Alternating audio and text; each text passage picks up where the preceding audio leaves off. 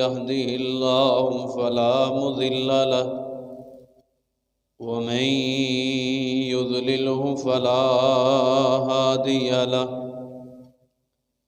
فأشهد أن لا إله إلا الله وحده لا شريك له وأشهد أن محمدًا عبده ورسوله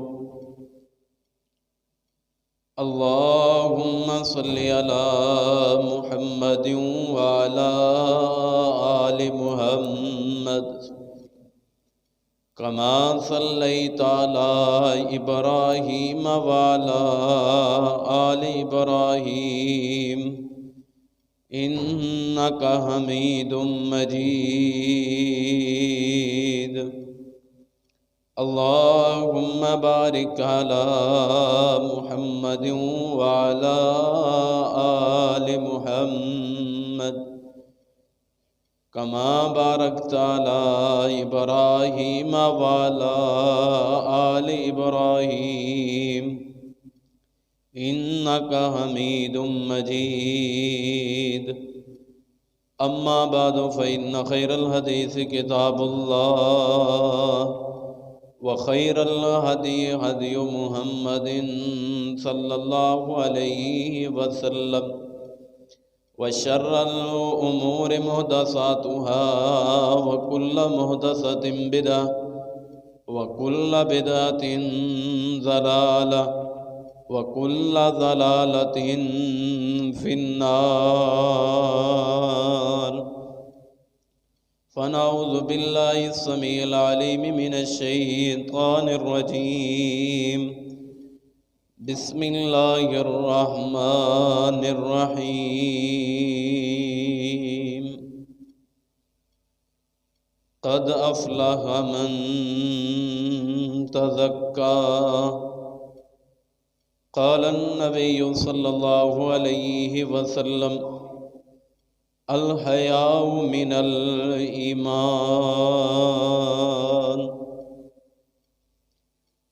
اللہ پاک کی حمد و ثنا، کبریائی، بڑائی، یکتائی، بادشاہی، شہنشاہی اللہ تعالیٰ کی ذات اقدس کے لیے خاص، ان گنت لا تعداد درود و سلام امام الانبیاء، امام المتقین، سرور کائنات، امام الانبیاء جناب محمد الرسول اللہ صلی اللہ علیہ وآلہ وسلم کی ذات اقدس کے لیے خاص۔ حضرات ذی وقار،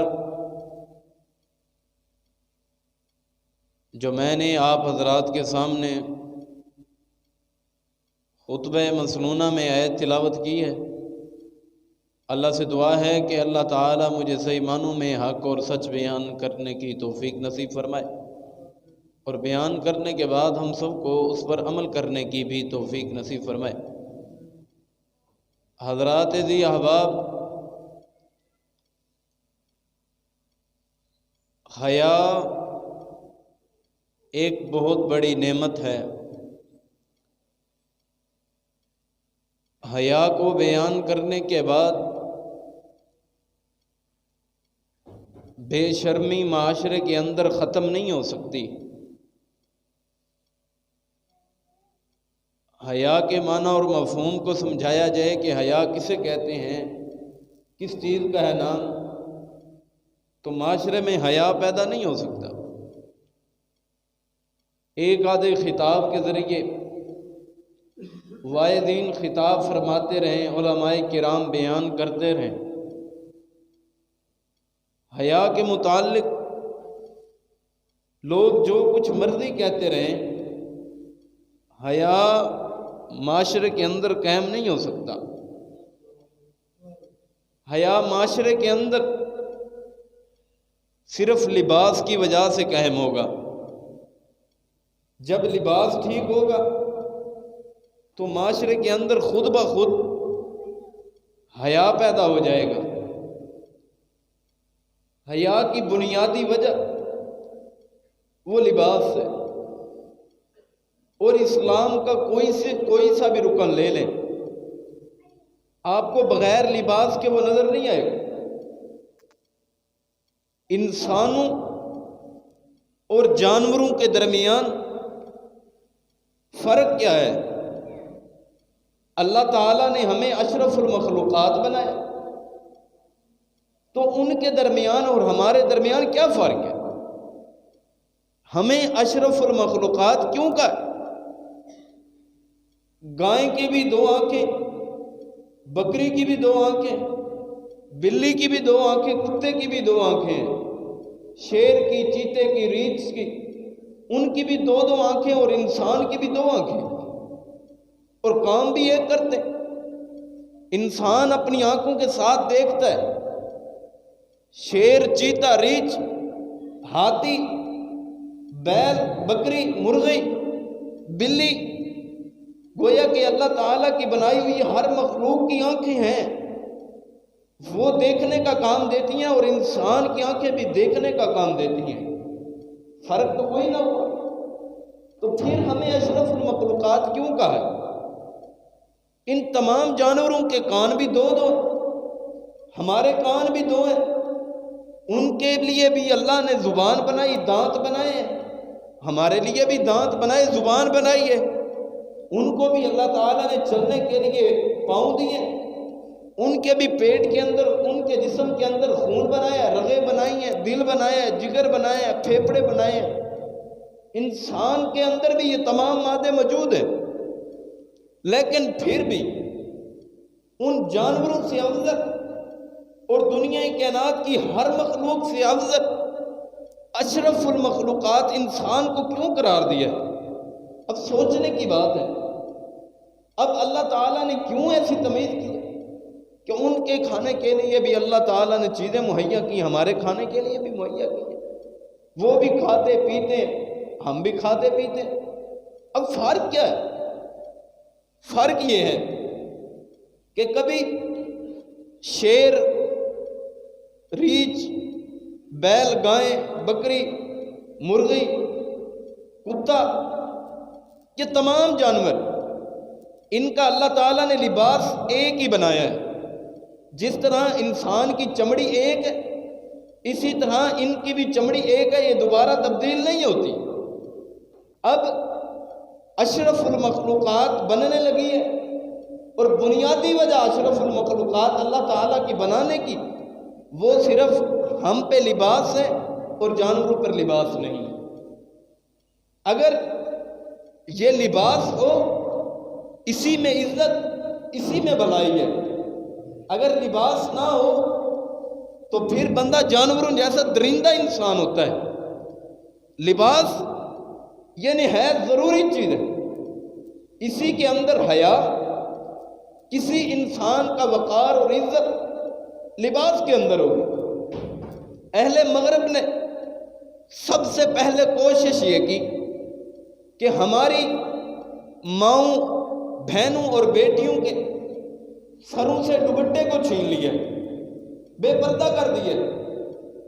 جو عورت چار دیواری میں رہنے چاہیے تھی، جس کو اسلام نے مقام اور وقار عطا کیا تھا، جس کو دوپٹہ لباس عطا کیا تھا، اگر وہ دوپٹہ نہ پہنے تو وہ درندی، وہ جانوروں جیسی ہے، کیونکہ اللہ تعالیٰ نے لباس انسانوں کے لیے بنایا، جانوروں کے لیے نہیں بنایا۔ اہل مغرب نے ترقی کرتے کرتے، کوشش کرتے کرتے، میڈیا کے ذریعے، فلموں کے ذریعے، ڈراموں کے ذریعے، اپنے شو کے ذریعے قائم کر کے اہل اسلام کی عورتوں سے ان کے لباس کو بھی چھین لیا ہے۔ دوپٹہ چھین گیا، نقاب، برقع اتر گیا، اور اس کے بعد اہل مغرب کی دوسری کوشش اہل اسلام کو تباہ کرنے کی وہ یہ تھی کہ اہل مغرب نے عورت کے لباس کو چھینا ہے، لباس کو تبدیل کیا۔ ایک شلوار قمیض پہننے والی عورت، اسے پینٹ شرٹ کی صورت میں اس کو لباس مہیا کیا ہے، اس کی عزت کو تارا تارا کرنے کے لیے، پامال کرنے کے لیے، اور اہل اسلام کو نیچا کرنے کے لیے یہ اہل مغرب کی کوشش، اور وہ اپنی کوشش میں کامیاب ہے۔ یہ ان کا طریقہ۔ پینٹ شرٹ سے آگے چل کے انہوں نے پھر ایسی پینٹ شرٹیں تیار کی کہ جو بالکل جسم کے ساتھ ٹائٹ ہو، بالکل جسم کے ساتھ ٹائٹ ہو، ہر عورت کا ہر عضو اور انگ وہ نظر آئے کہ کیسا اس کا چلن ڈھال ہے، کیسا اس کا جسم ہے۔ گویا کہ لباس اب اس عورت کے اوپر رہ ہی نہیں گیا۔ اور تیسری کوشش اہل مغرب کی، اہل اسلام کو دبانے کے لیے، قرآن و سنت کو دبانے کے لیے یہ کوشش کی کہ ہاف بازو بنا دیے، لڑکیوں کے لیے ہاف بازو آ گئے، لڑکیوں نے پہننا شروع کر دیا۔ اب دیکھیں کہ یہ اہل مغرب کا کلچر اہل اسلام میں کیسے آیا، کیسی انہوں نے کوشش کی۔ ہمارے گھروں کے اندر کیسے اہل مغرب کا یہ عظیم درندگانہ اور ان کی بڑی کوشش یہ اہل اسلام کے گھروں میں کیسے داخل ہوئی ہے۔ چھوٹی سی مثال اور سادہ سی مثال، آپ کسی بازار میں جائیں، کوئی آدمی کیلے لے کر بیٹھا ہو، ایک کیلا ایسا ہے جس کے اوپر چھلکا موجود ہے اور دوسرا کیلا ایسا ہے جس کے اوپر چھلکا نہیں ہے، دوسرے کیلے کے اوپر چھلکا نہیں اور پہلے کیلے کے اوپر چھلکا۔ اب جو بھی گندگی پڑے گی، جو بھی گرد و غبار آئے گی، جو گندگی پہنچے گی، تو جس کے کیلے کے اوپر چھلکا نہیں ہوگا گندگی ادھر ہی جائے گی۔ گندی مکھی ہمیشہ پردے والی چیز پہ نہیں بیٹھتی، گندے لوگ گندی عورتوں کے اوپر ہی بیٹھتے۔ حضرات، جب ہم ان دو کیلوں کو اپنے گھر لے ہیں، ایک کیلے کے اوپر گندگی لگی ہوئی ہے اور ایک کیلا بالکل چھلکے سمیت ہے، اب دونوں کو اپنے سامنے رکھ کے اس پہلے کیلے سے چھلکے کو اتارے اور آپ پسند کریں کہ ان دو کیلوں میں سے کون سا کیلا آپ پسند کرنا چاہتے ہیں۔ یقیناً کوئی بھی انسان یہ پسند نہیں کرے گا کہ گرد و غبار، گندی جگہ سے گرد و غبار اٹھی اور اس کیلے پہ پڑی، گندی مکھیاں آ کے بیٹھی اس پہ، گرد و غبار گندگی پہنچی اس پر۔ کوئی انسان یہ پسند نہیں کرے گا کہ میں اس کیلے کو تناول کروں، بلکہ کس کیلے کو پسند کرے گا؟ جس کیلے کے اوپر چھلکا موجود ہے، اس کو اہل اسلام، مسلمان اور ہر انسان یہ پسند کرتا ہے۔ بات بیان کرنے کا مقصد یہ ہے کہ اگر تمہاری بیٹی، تمہاری ماں، تمہاری بیوی اگر پردے کے اندر رہے، برقع جو اسلام نے دیا ہے اگر اس کے اندر رہے تو اس کی عزت ہوگی، اس کا وقار ہوگا۔ اگر وہ لباس کو اتار دے، کیلے کے چھلکے کی طرح، جس طرح ہم اس کو روڑی پہ ڈال دیتے ہیں، ہم کھاتے نہیں، ہم ڈسٹ بین میں ڈال دیتے ہیں، ہم کھانے کے لیے تیار نہیں ہوتے، تو پھر یہ عورت بھی ایسی ہوگی جس کے تن پہ لباس، برقع نہیں ہوگا، لباس نہیں ہوگا، یہ بدکارہ عورت ہوگی اور گندے لوگ اسی کی طرف آئیں گے۔ آج یہی وجہ ہے کہ درندے بنے اہل اسلام کے لوگ۔ کیسے درندگی پھیلی کہ ایک مسلمان کی عزت دوسرے مسلمان کے ہاتھ محفوظ ہی نہیں۔ کوئی دوسرے کی بیٹی کو دیکھ رہا ہے، دوسری کی ماں کو دیکھ رہا ہے، دوسرے کی بہن کو دیکھ رہا ہے۔ حضرات، یہ یاد رکھنا، جناب محمد رسول اللہ صلی اللہ علیہ وسلم نے فرمایا، اگر 10 عورتوں سے تم زنا کرو، بدکاری کرو، ان کے ساتھ گندا فعل کرو، گندا کام کرو، اور اپنی پڑوسن کے ساتھ تم زنا کر لو، گناہ کر لو، تو جتنا گناہ تمہیں 10 عورتوں کے ساتھ زنا کرنے سے ملے گا، اتنا اس پڑوسن کے ساتھ گناہ کرنے کو تم کو ملے گا۔ آج اہل اسلام، ہر بندہ، اکثریت اہل اسلام کی کلمہ گو مسلمان اپنے چاچا کی لڑکی کو دیکھ رہے ہیں، موقع ملے، تلاش ملے، گندی نگاہ کے ساتھ، گندے ارادوں کے ساتھ اپنے ماموں کی بیٹی کو، اپنے تائے کی بیٹی کو، اپنی پھپھو کی بیٹی کو گندی نگاہ سے دیکھ رہے ہیں۔ اہل اسلام درندے بن گئے۔ حضرات، یہ انسانوں کا کام نہیں ہوتا، یہ درندوں کا کام ہوتا ہے۔ اور ہم میں کیسے؟ اگر ہم مسلمان ہیں تو ہم یہ کام نہیں کر سکتے۔ سب سے پہلے جب اسلام کی دعوت دینے کے لیے جناب محمد رسول اللہ صلی اللہ علیہ وسلم کو نبوت سونپی گئی تو عورتیں اپنے گھروں کے اوپر جھنڈا لگایا کرتی تھی، جس جھنڈے کا یہ مطلب ہوتا تھا کہ کوئی مرد بھی اس گھر میں آ سکتا ہے، ادھر گندی اور فحاش عورتیں موجود ہیں، آ کے زنا کرے اور چلا جائے۔ پر شروع اسلام میں ایسے تھا، آتے لوگ زنا کر کے چلے جاتے۔ جب بچے کی پیدائش ہوتی قیافہ شناس کو بلایا جاتا اور اس عورت کے پاس ان سارے بد نصیبوں کی لسٹ موجود ہوتی کہ فلاں بندہ فلاں بندہ فلاں بندہ بھی میرے ساتھ بدکاری زنا کر کے گئے، تو قیافہ شناس اب ان سب کو لائن میں کھڑا کر لیتا اور اس بچے کو جو پیدا ہوا ہے اسے بھی رکھ لیتا اور دیکھتا کہ اس کی شکل جس شخص سے ملتی اسی شخص کو اس کا باپ قرار دے دیتے۔ اور حتیٰ کہ شروع اسلام میں اتنی بدکاری، اتنی سیاہکاری تھی کہ میاں بیوی آپس میں، خاوند اپنی بیوی کو کہتا ہے کہ تو فلاں شخص کے پاس جا، اس کا نسب بھی اعلیٰ ہے، خوبصورت بھی بڑا ہے، مالدار بھی بڑا ہے، اچھے نسب والا آدمی ہے، تو جا اس کے گھر میں جا کے رات گزار، بدکاری کر اس کے ساتھ۔ اور جاتی ہیں عورتیں بدکاری کرتی۔ اسلام نے اس کام سے روکا، اسلام نے اس کام سے منع کیا۔ اب اسلام کا آغاز اللہ تعالیٰ نے اپنے قرآن میں جس طرح عورتوں کو نظریں جھکانے کا حکم دیا ہے، اسی طرح مردوں کو بھی نظریں جھکا کے رہنے کا اللہ تعالیٰ نے حکم دیا۔ یہ شروع اسلام کی بات ہے۔ اس کے بعد ترقی آتی گئی، اسلام پھیلتا گیا، اسلام آتا گیا۔ اللہ تعالیٰ نے اسلام کو عزت اور وقار دیا۔ پردے کے حکام نازل ہو گئے۔ پردے کے حکام جب نازل ہوئے تو ساری عورتیں اپنے رات کو برقعوں کو سینے لگ گئی، اپنی چادروں کو سینے لگ گئی۔ رات کو حکم ہے فجر کی نماز پڑھنے کے لیے صحابیات مسجد نبوی میں جانے کے لیے انہوں نے ساری رات ہی ادھر سے ٹاکی پکڑ ادھر سے ٹاکی پکڑ اپنے چادر کو بنایا ہے چہرے کو ڈھانپنے کے لیے، اپنے بدن کو ڈھانپنے کے لیے۔ اسلام نے عورت کو کیسے عزت عطا کی ہے۔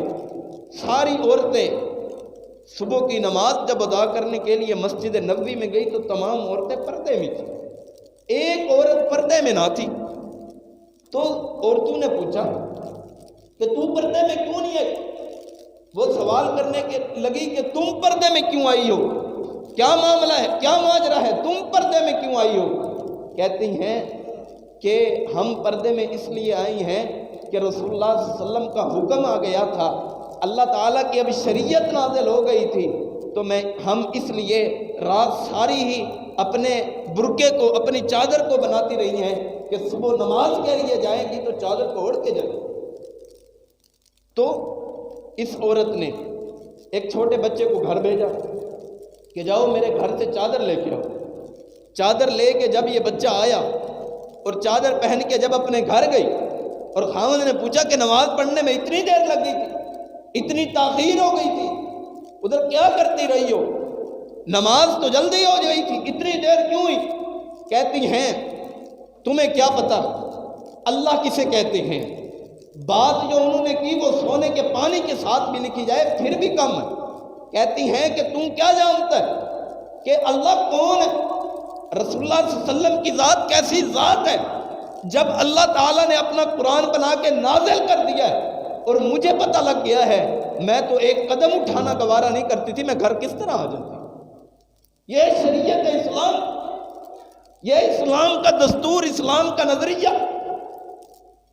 آج دل کی بات نہیں، یہ دین کے معاملات ہیں، اپنے دل کی مرضی نہیں چلے گی، دین کے معاملات چلیں گے۔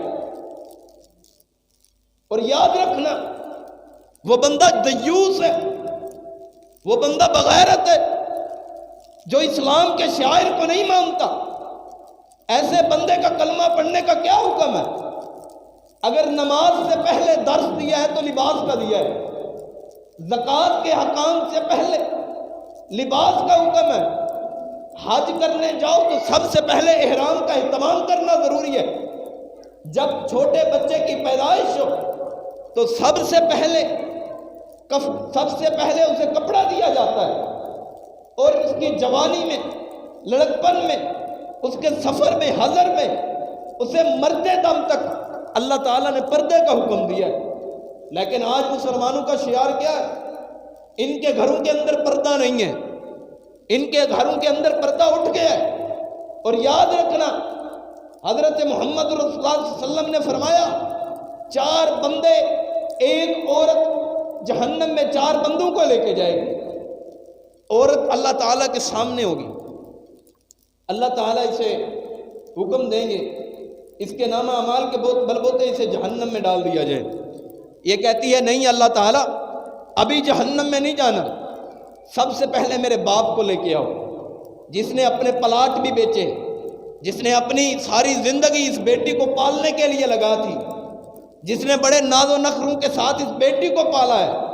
اب بیٹی کہے گی میرے باپ کو بلایا جائے، بلایا جائے گا، اور بیٹی کہے گی کہ میرے باپ نے میری تربیت اچھی نہیں کی، مجھے 4000 روپے کی جوتی لا کر دے دی، 1000 روپے کی پینٹ لا کے دے دی، مجھے 1500 روپے کی شرٹ لا کے دے دی، میرے لباس کو اس نے اچھا نہیں کیا، مجھے 2000 روپے کا برقع لا کے نہیں دیا، میرے باپ نے مجھے پردے کا حکم نہیں دیا، مجھے پردے کا میرے باپ نے نہیں سکھایا، میرے باپ کو بھی جہنم میں ڈالا جائے۔ اللہ تعالیٰ کہیں گے ٹھیک بات ہے، باپ پہ ذمہ داری تھی تربیت کرنے کی، باپ کو بھی جہنم میں ڈال دیا جائے، تو بھی جہنم میں جاؤ اور باپ تیرا بھی جہنم میں جائے۔ تو یہ عورت کہے گی اللہ تعالیٰ ابھی جہنم میں میں نے نہیں جانا، میرے شوہر کو بھی بلایا جائے، شوہر کو بلایا جائے گا، اور کہے گی اے اللہ میرے والدین کے بعد تربیت کا ذمہ دار، میری عزت کا محافظ میرا خاوند تھا، اس نے کبھی بھی مجھے بغیرتی سے نہیں روکا، دیوسی سے کبھی بھی نہیں روکا، میرے گھر کے اندر جو آ جائے، جو آ کے بیٹھا رہے، کبھی بھی اس نے ان کو ٹوکا نہیں ہے۔ یہ اپنے دوستوں کو بٹھا کے بیٹھک میں مجھے بھی لا کے گھر میں کہتا ہے کہ دیکھو بھابھی کتنی خوبصورت ہے، لوگوں سے یہ باتیں سنتے ہیں کہ یار تیری بیگم جڑی ہے نا وہ بڑی سونی، ہم ایسے کہلواتے ہیں۔ اور یہ معاشرہ اہل اسلام کا، یہ بغیرت لوگ ہیں، دیوس لوگ ہیں، جنہوں نے رب کے قرآن کو جھٹلایا ہے، وہ مومن کیسے ہو سکتے ہیں؟ اس کو بلایا ہے، اللہ تعالیٰ حکم دیں گے کہ اس خاوند کو بھی جہنم میں ڈال دیا جائے، اس عورت کو بھی جہنم میں ڈال دیا جائے۔ جب جانے لگے گی کہے گی اللہ تعالیٰ ابھی نہیں، تیسرے بندے کو بھی بلاؤ، میرے بیٹے کو بلاؤ، میرا بیٹا جس سے میں اتنی محبت کرتی تھی، اتنا پیار کرتی تھی، وہ زبردستی مجھ سے کوئی چیز منواتا میں مان جاتی، میری ماں کی ممتا اتنی زیادہ تھی، وہ مجھ پہ اصرار کرتا، میں اس کی بات کو نہیں چھوڑ سکتی تھی۔ اللہ تعالیٰ اس نے کبھی بھی مجھے پردے کا حکم نہیں دیا، اگر اس نے مجھے پردے کا حکم نہیں دیا تو اس کو بھی جہنم میں ڈالا جائے۔ اللہ تعالیٰ کہیں گے ٹھیک بات ہے، اگر وہ 2 بندے جہنمی تھے تو بھی جہنمی ہے، اس کو بھی جہنم میں ڈال دیا جائے گا۔ اب یہ عورت کہے گی کہ چوتھا شخص میرا بھائی، جس کو پتا تھا کہ یہ اتنا بڑا جرم ہے کہ بازاروں کے چوکوں میں کھڑے ہو کے غیروں کی عزت کو نہیں دیکھنا، سکولوں کالجوں کے آگے کھڑے ہو کے، شہروں کے اندر چوکوں کے اندر کھڑے ہو کے لوگوں کی عزت کو نہیں دیکھنا، اس کو پتا تھا، لیکن پھر بھی یہ دوسروں کی عزت کو دیکھتا رہا ہے۔ اللہ کے نبی جی، اے اللہ مجھے اس نے کبھی بھی اس کام سے نہیں روکا، لوگ میری طرف دیکھتے تھے، مجھے کبھی بھی اس نے پردے کا حکم نہیں دیا، اسے بھی جہنم میں ڈالا جائے۔ اللہ تعالیٰ فرمائیں گے ان 4 بندوں کو اس عورت کے ساتھ جہنم میں ڈال دو۔ کیا ہم ان لوگوں میں سے تو نہیں ہو گئے؟ کیا ہمارے گھروں سے یہ دیوست، یہ نافرمانی اور یہ بغاوت تو ہمارے گھروں کے اندر تو نہیں آ گئی؟ یہ اسلام کا معاشرہ ہے، اسلام نے عورتوں کو عزت اور وقار دی ہے۔ سیدنا فاطمہ رضی اللہ تعالیٰ عنہ فرماتی ہیں جب مجھے موت آ جائے، مجھے کفن دے دو، تو میں یہ بھی نہیں چاہتی کہ لوگوں کے سامنے میرا کوئی بھی عزا ظاہر ہو، جب میت کو لٹایا جاتا ہے، جب اٹھایا جاتا ہے چارپائی کو، تو میت ہلتی ہے تو اس کا وجود نظر آنے لگتا ہے کہ یہ اعضاء یہاں پہ ہیں۔ تو میں حضرت علی المرتضیٰ رضی اللہ تعالیٰ عنہ آپ کو یہ میں وصیت کرتی ہوں، میرے جنازے کو رات کو اٹھانا، جب رات کا سناٹا ہو، کوئی لائٹ نہ ہو، سورج کے وقت نہیں، دن کے وقت نہیں، سورج کے نکلنے کے وقت مجھے میرا جنازہ اٹھانا نہیں، بلکہ رات کے وقت مجھے دفن کر کے آنا ہے۔ یہ ہے ام المومنین۔ آج اہل اسلام کی بیٹی نے اہل مغرب کا سبق پڑھا ہے، لیکن سیرت فاطمہ کو سامنے نہیں رکھا۔ کیسے انہوں نے کام کیے ہیں؟ یہ جنت کی مومنوں کی ماؤں کی سردار ہے۔ یہ ہے اہل اسلام کا کلچر، اور اہل مغرب کا کلچر تو بغیرتی والا کلچر جو اہل اسلام نے اختیار کیا ہے۔ یہ ہے سیدنا فاطمہ رضی اللہ تعالیٰ عنہ فرماتی ہیں رات کو جب بھی میرا جنازہ جائے تو مجھے ایسے وقت میں اٹھانا کہ رات کو میرے کوئی بھی نین نقش کسی کے سامنے ظاہر نہ ہو، کسی کے سامنے میرا کوئی وجود بھی ظاہر نہ ہو۔ اسلام نے پردے کا حکم دیا، اسلام نے بے حیائی سے روکا ہے۔ دل کی بات نہیں، یہ دین کی بات ہے۔ دین کی بات کو جو چھوڑ کے دل کی بات مانے گا وہ بندہ قد افلح من تزکا نہیں پا سکتا۔ پاک کون ہوں گے؟ جنہوں نے اپنے آپ کو پاک کیا ہے۔ سیدنا ابو مرثد رضی اللہ تعالیٰ عنہ شروع اسلام میں مسلمان نہیں ہوئے، ایک عورت کے ساتھ بدکاری اور گناہ کیا کرتے تھے۔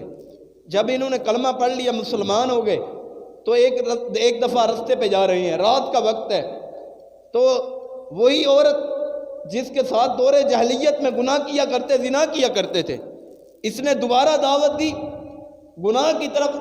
تو ابو مرثد رضی اللہ تعالیٰ عنہ فرماتے ہیں اب میں گناہ نہیں کر سکتا، اب میں زنا نہیں کر سکتا، اب میں گناہ کا کام نہیں کر سکتا، کیونکہ اب میں نے محمد رسول اللہ صلی اللہ علیہ وسلم کا کلمہ پڑھ لیا ہے، جناب محمد رسول اللہ صلی اللہ علیہ وسلم کی شریعت کو مان لیا ہے، اب میں کوئی گناہ کا کام نہیں کر سکتا۔ اس عورت نے کہا کہ میں ادھر زور زور سے چلانے لگ جاؤں گی، لوگوں کو کہنے لگ جاؤں گی کہ اس نے میرے ساتھ بدکاری کی ہے، اس نے میری عزت کو لوٹا ہے۔ حضرت ابو مرثد رضی اللہ تعالیٰ عنہ فرماتے ہیں جا تو جس کو جا کے مرضی کہتی رہے، اب میں نے محمد رسول اللہ صلی اللہ علیہ وسلم کا کلمہ پڑھا ہے، اللہ تعالیٰ کو واحد مانا ہے، وہی رب ہے جو کہتا ہے وَتُعِزُّ مَن تَشَاءُ وَتُذِلُّ مَن تَشَاءُ، عزت اور ذلت دینے والا میں ہوں، کون تمہیں ذلیل کر سکتا ہے؟ ساری کائنات کے لوگ، جن اور انسان، تمام مخلوقات ایک طرف ہو اور اللہ ایک طرف ہو تو پھر بھی مقابلہ نہیں۔ یہ تمام ذلیل کرنے پہ ہیں تو یہ ذلیل نہیں کر سکتے جس کو اللہ عزت دینے پہ ہیں۔ یہ ہے ابو مرثد رضی اللہ تعالیٰ جن کا اسلام کا کلچر، انہوں نے دین سکھایا ہے، لوگوں کو پیغام دیا ہے دین کا۔ قد افلح من تزکا، وہ لوگ کامیاب ہو گئے جنہوں نے اپنے نفس کو پاکیزہ کیا، اپنے گھر کو پاکیزہ کیا ہے۔ ہمارے گھروں کے اندر 1 نمبر کی بغیرتی ہمارے گھروں کے اندر ہے۔ سینمے کو دیکھو اور ہمارے گھروں کو دیکھو، فرق نظر نہیں آئے گا۔ ٹیلی ویژن لگی ہے، رات کا وقت ہے، کھانا کھا کے باپ بھی ادھر موجود ہے، بیٹی، بیٹے، بھائی، بیوی، تمام رشتہ دار، ماں بھی موجود ہے، بیٹھ کے VCR کو دیکھتے ہیں، گلوکاروں کو سنتے ہیں، فلمیں دیکھتے ہیں، ڈرامے دیکھتے ہیں، اور پھر آ کے علماء سے کہتے ہیں کہ ہمارے اولاد نافرمان ہوتی جا رہی ہے، ہماری اولاد ایسے ڈریس مانگتی ہے، ایسے کپڑے مانگتی ہے جو اہل مغرب کی عورتیں پہنتی ہیں۔ ان کو کیسے پتہ لگا ہے کہ اہل مغرب کا یہ لباس ہے، اہل اسلام کا یہ لباس ہے؟ حضرات، یہ اسلام کا شعائر ہے۔ صحیح بخاری میں ایک روایت، جناب محمد رسول اللہ صلی اللہ علیہ وسلم کے پاس ایک شخص آیا اور کہنے لگا اللہ کے نبی جی میں مسلمان ہونا چاہتا ہوں، کلمہ پڑھنا چاہتا ہوں، لیکن میری ایک شرط ہے، مجھے زنا کرنے کی، گناہ کرنے کی اجازت دی جائے۔ صحابہ کرام غصے سے دیکھنے لگ گئے، کیسی اجازت مانگتا، زنا کی، گناہ کی اجازت مانگتا ہے؟ آقا کائنات نے فرمایا اے صحابہ کرام کی جماعت، اس کو کچھ نہ کہو، اس کو میرے پاس آنے دو۔ پاس بلایا، بڑے پیار سے سمجھایا اور کہا کہ تو گناہ کی دعوت کو مانگنا چاہتا ہے، تو گندے کام کی اجازت لینا چاہتا ہے، اور وہ بھی محمد رسول اللہ صلی اللہ علیہ وسلم سے۔ آپ صلی اللہ علیہ وسلم نے فرمایا اگر تیری بیٹی کے ساتھ کوئی زنا کرے تجھے قبول ہے؟ کہنے لگا نہیں اللہ کے نبی جی، تیری خالہ کے ساتھ، تیری پھوپھی کے ساتھ، تیری تائی کے ساتھ، تیری چچی کے ساتھ، تیرے کسی بھی رشتہ داروں، تیری بیٹی کے ساتھ، تیری بہن کے ساتھ کوئی بھی یہ زیادتی کرے تجھے قبول ہے؟ کہتا ہے اللہ کے نبی جی یہ مجھے قبول نہیں ہے۔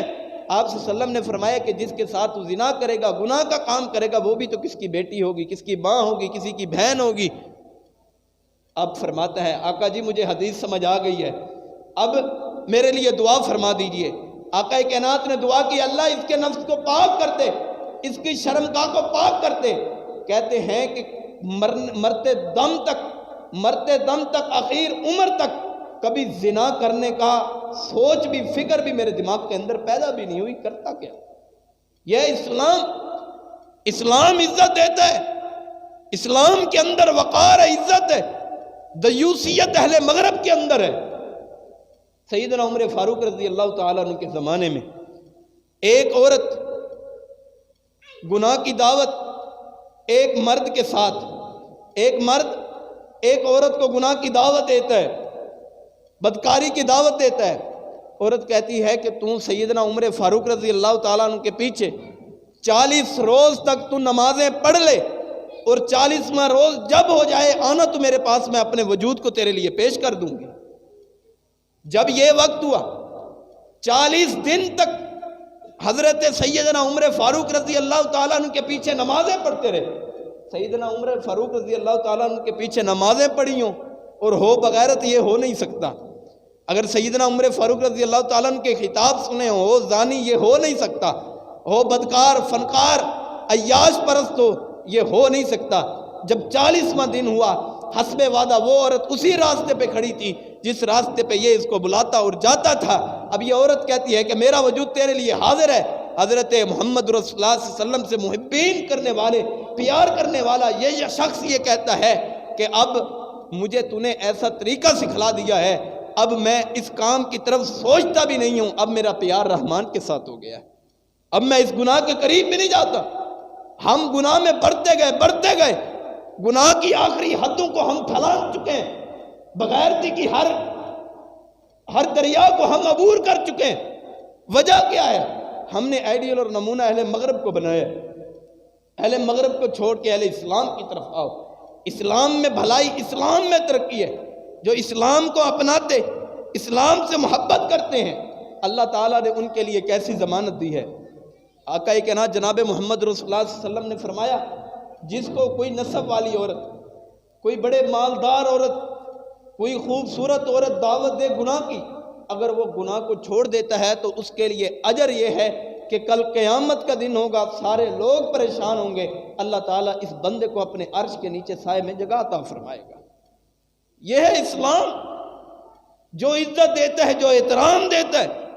سیدنا عثمان غنی رضی اللہ تعالیٰ عنہ ایسے پاکیزہ انسان بنیے، دل کی بات نہیں بلکہ دین کی بات کو مانتے ہوئے۔ سیدنا عثمان رضی اللہ تعالیٰ عنہ کے اندر اتنا حیا تھا کہ فرشتے بھی ان سے حیا کرتے تھے، فرشتے بھی ان سے حیا کرتے تھے، اتنا حیا تھا۔ یہ ہے سیدنا عثمان غنی رضی اللہ تعالیٰ عنہ۔ سب سے زیادہ سزا دین اسلام کے اندر اتنی قتل کی بھی نہیں ہے جتنی زنا کی رکھی ہے، جتنی سخت سزا اور جتنی بدکار ان لوگوں کی سزا کو رکھا ہے، ایسی سزا کسی کی نہیں رکھی۔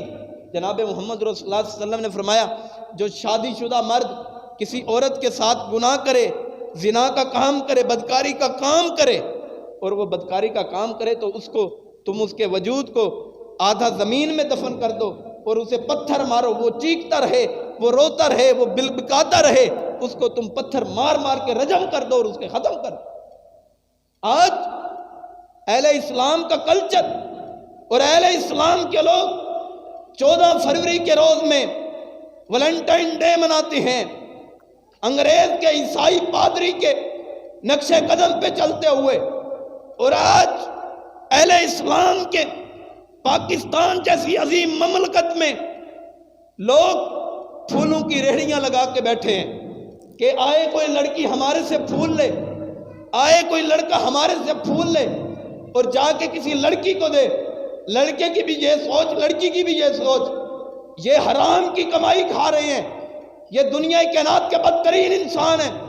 جو اس زنا کے کام کو کرنے کے لیے ایک پروگرام کا اشکال دے رہے ہیں، جو دعوت دے رہے ہیں، جو سہولیات مہیا کر رہے ہیں، حضرات وہ ریڑھی لگانے والا اور پھول رکھنے والا، وہ کوئی بھی مسلمان ہو، اہل حدیث ہو، بریلوی ہو، سنی ہو، شیعہ ہو، جو مرضی ہو، اگر وہ پھول کی ریڑھی لگا کے بیٹھا ہو کہ اس غرض کے لیے کہ کوئی بچی آئے مجھ سے پھول لے کے جائے، کوئی بچہ آئے مجھ سے پھول لے کے جائے، یہ بھی تو ہو سکتا ہے اسی ریڑھی پہ تیری بیٹی چل کے تجھ سے پھول لینے کے لیے آ جائے، کسی دوسرے لڑکے کو دینے کے لیے۔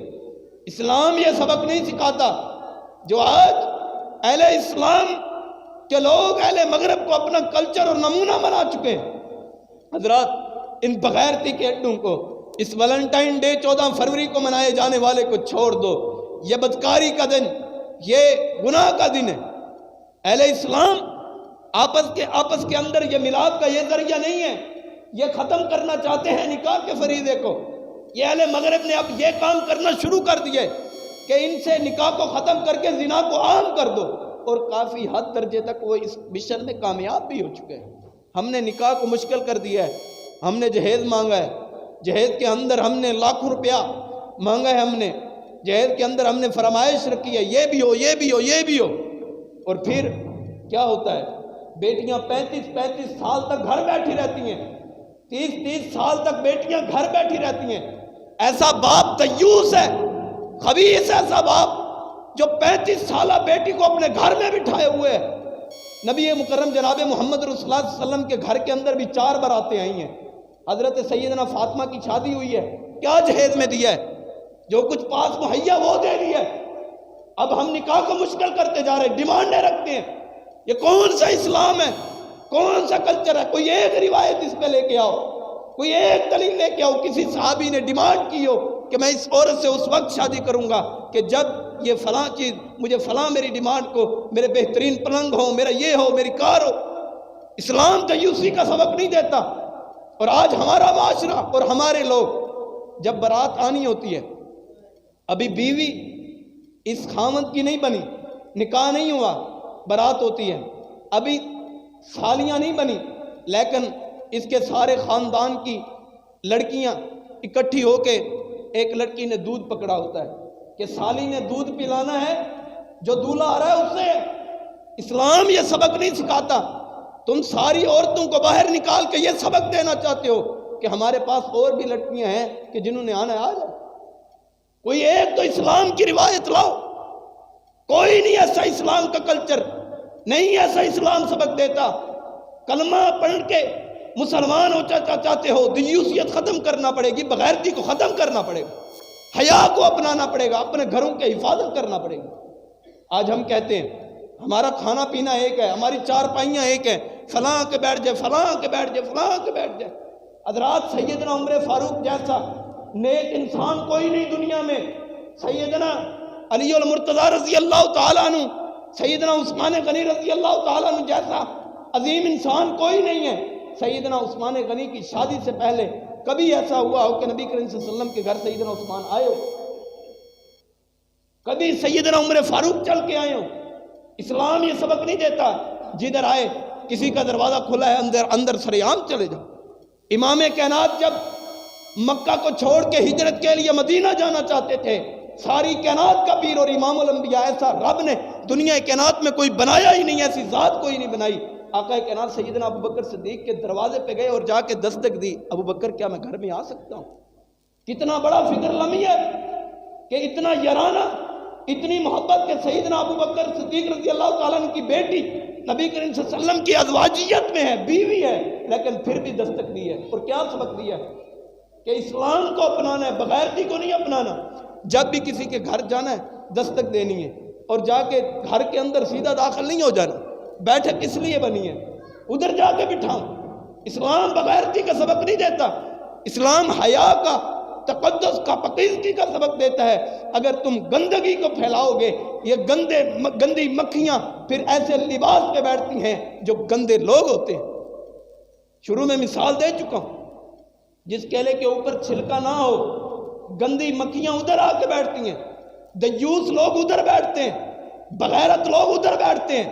حضرات یاد رکھنا، سیدنا امام ابن تیمیہ رحمہ اللہ فرماتے ہیں جب بندہ کسی کے ساتھ کوئی زنا بدکاری کرتا ہے اس کے سینے کے اندر سے ایمان نکل جاتا ہے اور چھتری نما بن کے اس کے اوپر آ جاتا ہے۔ اگر وہ اس گناہ میں رہے گا اور کرتا رہے گا، ایمان اس کے سینے سے نکل جائے گا اور یہ بغیرت ہوگا، دیوس ہوگا۔ یہ اسلام نے سبق سکھایا۔ اور رسول اللہ صلی اللہ علیہ وسلم نے فرمایا جب بندہ کسی عورت کے ساتھ کوئی گناہ کرے، زنا کرے، جنس پرستی کرے، گناہ کے کسی کام کو بھی کرنا شروع کر دے، تو اس طرح ہے کہ جس طرح اس نے اپنی قمیض کو اتار کے دوسری طرف رکھ دیا ہے تو اس کا وجود بھی اسی طرح ہے۔ اب یہ بغیرت بندہ ہے جس کے جسم پہ وجود بھی کپڑا نہیں ہے۔ حضرات ہم روزانہ سفر کرتے ہیں اور دیکھتے ہیں ایکسیڈنٹ ہوا ہو، عورتیں مرد باہر پڑے ہوں، خون نکل رہا ہو، لیکن ان کا سطر ڈھانپا ہوا نہ ہو، ہم سب سے پہلے اپنی چادر کو اتار کے، اپنے رومال کو اتار کے ان کا سطر ڈھانپیں گے۔ پتہ کیا لگتا ہے کہ جدھر خون بھی بہہ رہا ہے، جدھر سانسیں بھی جا رہی ہیں، ادھر سطر کو ڈھانپنا سب سے پہلے ضروری ہے۔ اگر نماز پڑھنے کے لیے آنا ہے تو اچھا لباس، حج کرنے جانا ہے احرام پہن کے آنا ہے۔ اسلام بغیرتی نہیں سکھاتا، اسلام پردے کو سکھاتا ہے۔ سیدنا حضرت عائشہ رضی اللہ تعالیٰ عنہ نے آقا کائنات کی وفات کے بعد صحابہ کرام کو درس دیے، پڑھایا ہے، لیکن پردے کے اندر پردے کو قائم کر لو، یوں نہ ہو کہ کل قیامت کے دن تمہاری بیوی، تمہاری بیٹی تمہارے گریبان سے پکڑ کے تمہیں جہنم میں لے جائے۔ اپنے گھروں میں پردے کو نافذ کر دو، اپنے گھروں کے اندر اس پردے کو نافذ کرو گے، خود بخود اسلام نافذ ہو جائے گا۔ اسلام پردے میں ہر قوم کا ایک شعار ہوتا ہے، ہر دین کا ایک شعار ہے، یہودیت کا، عیسائیت کا، اور اسلام کا شعار لباس ہے۔ اگر لباس نہ ہو تو بندہ پھر انسان نہیں، بندہ جانور ہے۔ شروع میں مثال دے چکا، وہ بندہ جانور لباس نہیں پہنتے، انسان لباس پہنتے، اسی لیے اشرف المخلوقات کا۔ اگر یہ لباس کو اتار دیں، بغیرتی کو عام کر دیں، یہ لوگ پھر ان ایسے بدکار لوگوں میں سے ہیں، تو پھر یہ ایسے لوگوں میں سے ہو جائیں گے جنہوں نے گناہ کو عام کیا، زنا کو عام کیا۔ سیدنا مریم علیہ السلام گناہ نہیں کیا، کچھ بھی نہیں کیا، لیکن پیٹ میں اللہ کے اذن کے مطابق بچہ ہو گیا، پیٹ بھاری ہو گیا۔ لوگ کہتے ہیں کہ تیرا نسب تو بڑا اچھا تھا، تو بڑی نیک عورت تھی۔ روتی ہوئی ایک جنگل میں جاتی ہیں، ایک کھجور کے درخت کے نیچے آ کے بیٹھ جاتی ہیں۔ ایک فرشتہ اللہ تعالیٰ نے بھیجا، اور فرشتہ کیسا ہوگا، کیسا اس کا اچھا لباس، کیسا خوبصورت وہ فرشتہ ہوگا۔ حضرت اماں جی مریم علیہ السلام کہتی ہیں کہ قال انی اعوذ باللہ، میں پناہ مانگتی ہوں تجھ سے اللہ تعالیٰ کی، میرے قریب نہ آنا۔ کہتے ہیں کہ میں اللہ تعالیٰ کی طرف سے بھیجا ہوا یہ ایک پیغام رساں ہوں، تو میں تجھے بیٹے کی خوشخبری دینے آیا ہوں۔ یہ کہتی ہیں کہ لم یمسسنی، مجھے کسی بشر نے چھوا ہی نہیں ہے۔ دو صورتوں میں بچہ پیدا ہوتا ہے، یا نکاح کر کے یا کسی سے زنا کر کے، مجھ سے تو کسی بشر نے مجھے چھوا ہی نہیں ہے، بچہ کیسے ہو جائے گا؟ کہا کہ یہ اللہ تعالیٰ کی مرضیاں ہیں، اللہ تعالیٰ جیسے چاہیں ویسے کر دیتے ہیں، وہ قل هو اللہ احد ہے۔ اب بچہ پیدا ہو گیا، بچہ پیدا ہوا، اٹھاتی ہوئی اپنے لوگوں کے پاس جا رہی ہیں اور روتی ہیں، اے اللہ ان لوگوں کو کیا جواب دوں گی کہ میرا نسب، میرے والدین پاکیزہ لوگ ہیں۔ اللہ تعالیٰ نے فرمایا اے میری بندی، تیرا کام نہیں ہے بولنا، اس بچے کو بلوانا میں رحمان کا کام ہے۔ جب گئے، لوگوں نے کہا کہ تو بہت اچھی پاک سار عورت تھی، جس طرح لوگوں کا کام ہوتا ہے، جس طرح ہم بھی تان و تشنیع میں، اسی طرح لوگ بھی ہیج کرنے کے لیے، نیچا کرنے کے لیے، جس طرح ہم ہیں دوسروں کی عزت کو تار تار اور پار کرنے کے لیے، کہ یہ بھی لوگ اٹھے، یہ تو پاک عورت تھی، تو نے کسی سے زنا کر لیا، بدکاری کر لی ہے۔ یہ کہتی ہیں کہ میں نے کوئی گناہ نہیں کیا، لم یمسسنی، مجھے کسی بشر نے بھی نہیں چھوا۔ تو یہ بچہ بول کے کہتا ہے کہ یہ میری ماں پاک عورت ہے، کسی نے اس کے ساتھ زنا نہیں کیا، کسی نے بدکاری نہیں کی، یہ میرے اللہ کا حکم ہے، میں حضرت عیسیٰ علیہ السلام۔ ایسی عورتیں ہوتی ہیں پاکیزہ۔ آخری باتیں، حضرت ابراہیم علیہ السلام اور حضرت سارہ علیہ السلام ایک سفر پہ ہیں، واقعہ مختصر سفر پہ حضرت سارہ علیہ السلام کو ایک بادشاہ، اس وقت وہ جون سے بھی عورت گزرتی تھی اس کے ساتھ زنا کیا کرتا، بدکاری کیا کرتا تھا۔ یہ ہے حضرت سارہ علیہ السلام۔ اور جب اس بادشاہ کے سامنے یہ عورت آئی، لایا گیا، جب آئی تو بادشاہ نے کہا دروازے سارے بند کر دو، بند کر دیے گئے۔ حضرت سارہ علیہ السلام کہتی ہیں اے اللہ تو ہی بگڑیاں پالنے والا ہے، اللہ تو ہی عزت محفوظ کرنے والا ہے، اللہ میں نے کبھی بھی زندگی میں کوئی گناہ نہیں کیا، اللہ میری عزت کو تو بچا لے۔ یہ کہے کہ اس مرد کو فالج ہو گیا اور یہ گر گیا یہ بادشاہ۔ پھر ایسے ہوا، اس نے کہا کہ اب میں تجھے کچھ نہیں کہوں گا، مہربانی کر اور اللہ سے پہلے جس طرح دعا کی ہے اسی طرح دعا کر دے۔ آج ہم کہتے ہیں ہماری دعائیں قبول نہیں ہوتی، جن کے اندر پاکیزگی ہو، قد افلح من تزکا، جنہوں نے اپنے نفس کو پاک کیا اور اب ان کی سنتا ہے، جن کا نفس ہی پاک نہ ہو، جن کے نفس کے اندر بغیرتی، دیوسی، جن کے نفس کے اندر اللہ تعالیٰ کی نافرمانی اور بغاوتیں ہیں، اللہ ایسے لوگوں کی دعاؤں کو قبول نہیں کرتا۔ اسی وقت دعا کو سنا اور اس مرد کو ٹھیک کر دیا۔ 2 دفعہ معاملہ ہوا، تیسری دفعہ ایسے ہوا، اب یہ کہتا ہے کہ مہربانی کر اب ایسا کچھ بھی نہیں کروں گا۔ اب اس نے اپنی بیٹی حضرت ہاجرہ علیہ السلام ان کو وقف کر دی کہ تیری خدمت کیا کرے گی، آئی اور ان کو آزاد کر کے حضرت سارہ علیہ السلام نے حضرت حاجرہ علیہ السلام کو آزاد کیا، اور آزاد کرنے کے بعد سیدنا ابراہیم علیہ السلام کو کہا کہ تم ان سے شادی کر لو، اور شادی جب کی تو پیدا ہوئے حضرت اسماعیل علیہ السلام، اور حضرت اسماعیل علیہ السلام کی نسل سے پیدا ہوئے امام الانبیاء جناب محمد رسول اللہ صلی اللہ علیہ وسلم۔ ایسی پاکیزہ بنو، قد افلح من تزکا، تمہاری اولادیں پاک ہوں بدکاری سے، تمہاری اولادیں پاک ہوں گناہ سے، تمہاری اولادیں پاک ہوں زنا سے۔ سیدنا یوسف علیہ السلام جب عورت نے انہیں گناہ کی دعوت دی تھی، انہوں نے گناہ کی دعوت کو چھوڑا تھا، حضرت سارہ علیہ السلام اور حضرت یوسف علیہ السلام کا رشتہ سنیے۔ حضرت سارہ علیہ السلام پر دادی لگتی ہیں حضرت یوسف علیہ السلام کی، اور حضرت یوسف علیہ السلام پر پوتے لگتے ہیں۔ جس کی پردادی اتنی غیرت والی اور اتنی حیا والی ہو، اس کے پڑپوتے بھی حیا والے ہوتے ہیں۔ جو مائیں حیا والی ہوں، جو باپ حیا والا ہو، جو مائیں پردہ کرتی ہوں، ان کی بیٹیاں کبھی بغیرتی کے کام نہیں کیا کرتی، ماں باپ کی عزت کو تارا تارا نہیں کیا کرتی۔ بچیاں کیوں خراب ہوئیں؟ بچیاں بغیرتی کیوں بنی؟ گھروں سے نکل کے لڑکوں کے ساتھ بھاگ کے شادی کیوں کی؟ عدالتوں میں جا کے نکاح کیوں پڑھوائے؟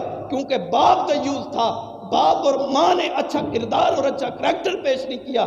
جب یہ ماں باپ وسیار سے روکتے، گناہ سے روکتے، بدکاری سے روکتے، تو یہ بچی کبھی اپنے گھر سے بھاگتی نہ۔ حضرات اپنی اولادوں کی تربیت اس طرح کرو کہ قد افلح من تزکا، کہ پاک کر لو اپنے نفس کو۔ اگر تم چاہتے ہو کہ تمہاری اولادیں پاک ہو جائیں، تمہارے ماں باپ پاک ہو جائیں، تمہاری بیوی پاک ہو جائے، تمہاری نسلوں کی نسلیں پاک ہو جائیں، اگر تم چاہتے ہو کہ تمہاری نسلوں کے اندر دین کے دائی پیدا ہوں، تمہاری نسلوں کے اندر امام بخاری رحمہ اللہ جیسی شخصیات پیدا ہوں، اگر تم چاہتے ہو کہ ہماری اولادوں میں بھی کوئی حضرت ابو بکر صدیق رضی اللہ تعالیٰ عنہ جیسا کوئی دلیر، کوئی ایماندار، صداقت والا انسان پیدا ہو، تو پھر ان تمام دیوسیوں کے کو چھوڑ کے قد افلح من تزکا، تحقیق کامیاب ہو گئے وہ شخص جنہوں نے اپنے نفس کو پاک کر لیا ہے۔ اپنے نفس کو پاک کرنا، اسی میں کامیابی، اسی میں کامرانی ہے۔ اللہ سے دعا ہے جو کچھ بیان کیا اللہ اپنی بارگاہ میں قبول منظور فرمائے۔ وآخر دعوانا الحمدللہ رب العالمین۔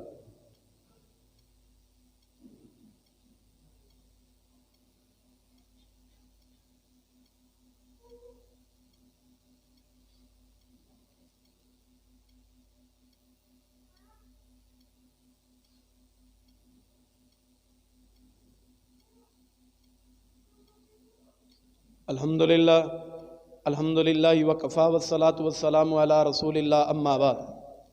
سیدنا حضرت امام ابو ہریرہ رحمہ اللہ، ان سے پوچھا گیا کہ تم جب خلوت میں ہوتے ہو تو تمہارے اندر زیادہ پاکیزگی آ جاتی ہے، خلوت میں تمہارا چہرہ، تمہاری وہ للہیت اور زیادہ بڑھ جاتی ہے۔ فرماتے ہیں کہ کیسے للہیت نہ بڑھے، کہ کیسے تعلق نہ بڑھے؟ اب تعلق جو قائم ہونے لگا ہے وہ دنیا کائنات کے تمام لوگوں سے ختم ہو کے وہ رحمان سے قائم ہونے لگا ہے۔ میں کیوں نہ حیا کروں، کیوں نہ اپنے آپ کو رحمان کے تابع کروں؟ حضرات اسی طرح ہی ایک روایت، حضرت محمد رسول اللہ صلی اللہ علیہ وسلم کے پاس ایک عورت آئی اور کہا اللہ کے نبی جی میرے لیے دعا کر دیجئے، میرے لیے دعا کریں کہ مجھے مرگی کا دورہ پڑتا ہے، اور دورہ پڑتے میں ننگی ہو جاتی ہوں، میرا جسم ستر، میری شرمگاہ عام ہو جاتی ہے، اللہ کے نبی جی میرے لیے دعا کریں میں ٹھیک ہو جاؤں۔ فرمایا اگر تو صبر کرے گی اس صبر کا بدلہ اللہ جنت عطا کریں گے۔ یہ کہتی ہے اللہ کے نبی جی مجھے اور کچھ نہیں چاہیے، میں بس صبر کرتی ہوں، مجھے صبر کا بدلہ جنت چاہیے۔ جب یہ اٹھنے لگی اللہ تعالیٰ سے دعا کی، آقا کائنات جناب محمد رسول اللہ صلی اللہ علیہ وسلم نے فرمایا اے اللہ یہ تیری بندی ہے، اللہ اس کو مرگی کے دورے سے بھی پاک کر دے، اس کا جب اس کو مرگی کا دورہ آئے تو اس کا سطر نہ کھلے، سطر ڈھانپا رہے۔ یہ ہے اہل اسلام کی عورتوں کا سبق، یہ ہے اہل اسلام کی مومنوں کی ماؤں کا سبق۔ ایسے لوگ بن جائیے، اپنے آپ کو دیوس نہ بنائیں، بغیرت نہ بنائیں، بلکہ اپنے گھروں کے اندر حیا شرم کو پیدا کریں، اپنے گھروں کے اندر پردے کو نافذ کریں۔ اگر پردہ ہے اسی میں عزت، اسی میں خیر، اسی میں برکت ہے۔ اللہ سے دعا ہے جو کچھ بیان کیا اللہ اپنی بارگاہ میں قبول فرمائے۔ الحمدللہ الحمدللہ۔